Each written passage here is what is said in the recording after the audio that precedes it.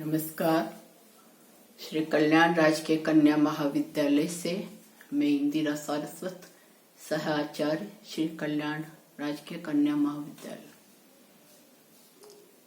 रीतिकालीन कवि पद्माकर हमारे व्याख्यान का विषय है। आज हम हमारी पुस्तक रीतिकालीन काव्य धारा की पद संख्या 8 की व्याख्या करेंगे। पद इस प्रकार है।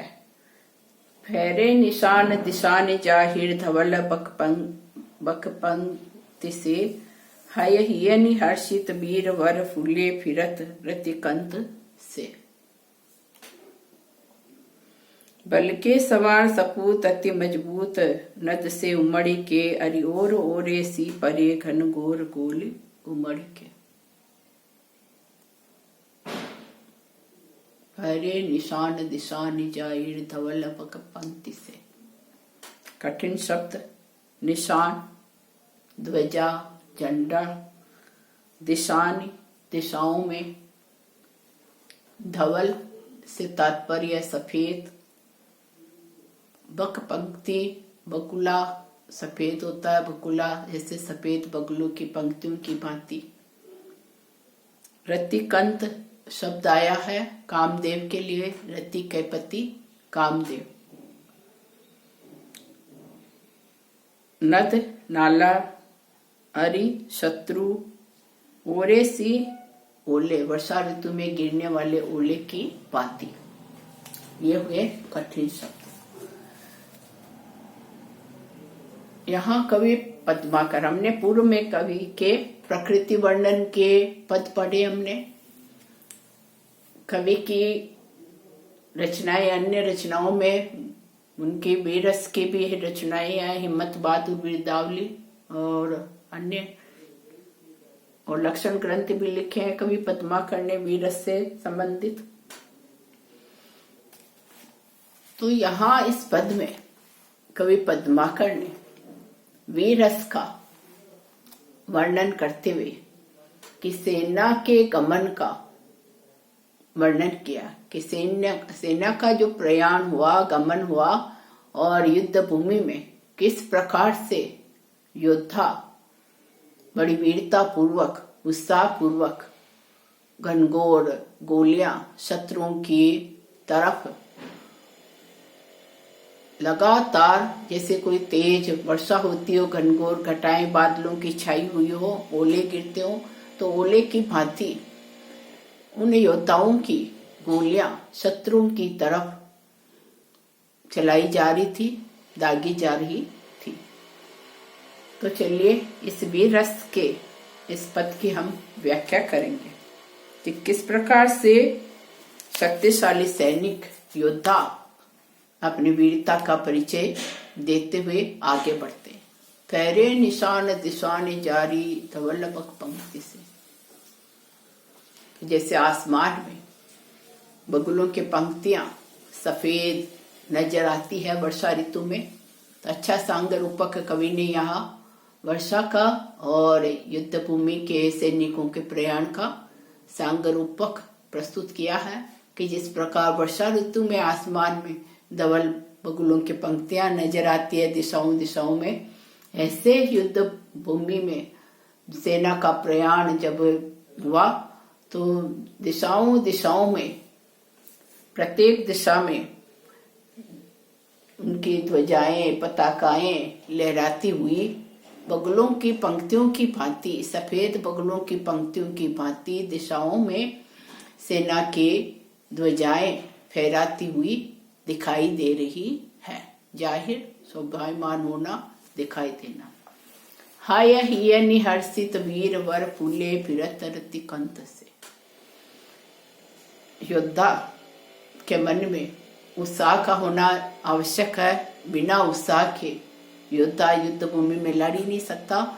तो वीर वर श्रेष्ठ योद्धा कि जो अच्छे वीर योद्धा है, सैनिक है, वो मन में हर्षित होकर, यानी हृदय में, कि मन में उमंग उत्साह से भरकर, हर्षित होकर, और जो घोड़े पर सवार है किस प्रकार से वो युद्ध भूमि में घूमते फिरते हुए नजर आ रहे, फूले फिरत रति कंत से, कि कैसे वो फूले हुए उत्साह से ओतप्रोत होकर वहां युद्ध भूमि में नजर आ रहे हैं।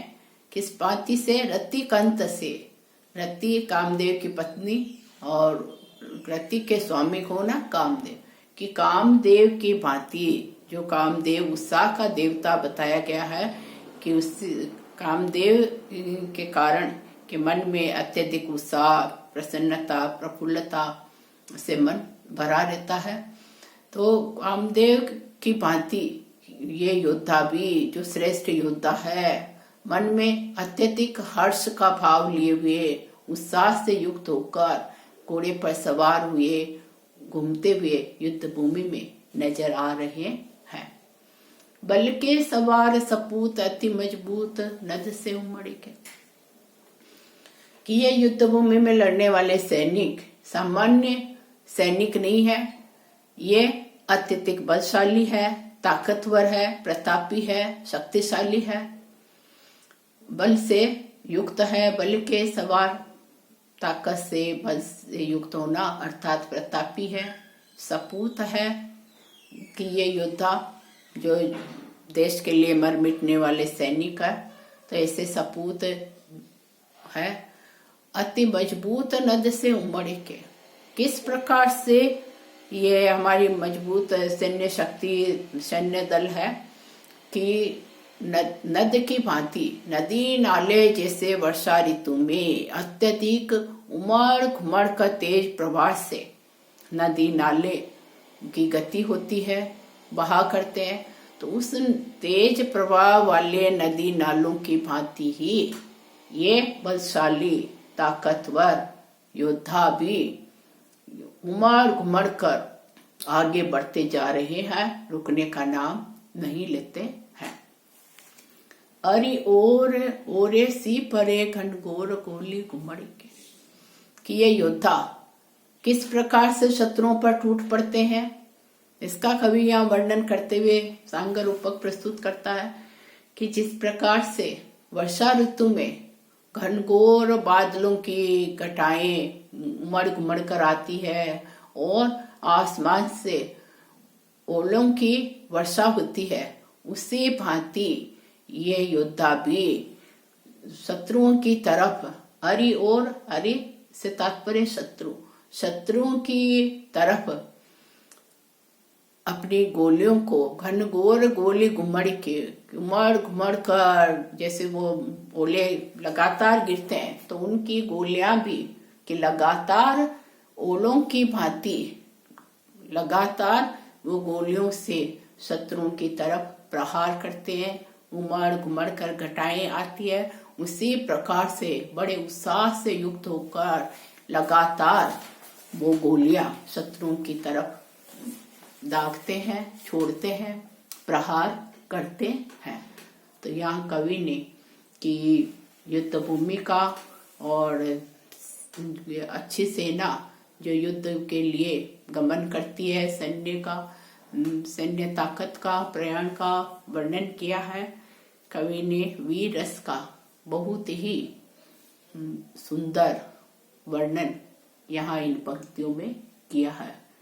अलंकारों में हमें यहाँ सांगर रूपक अलंकार, अनुप्रास अलंकार और उपमा अलंकार, ओरे सी परे और बक पंक्ति से के बगलों की पंक्ति के समान में उपमा अलंकार का प्रयोग हुआ है। धन्यवाद।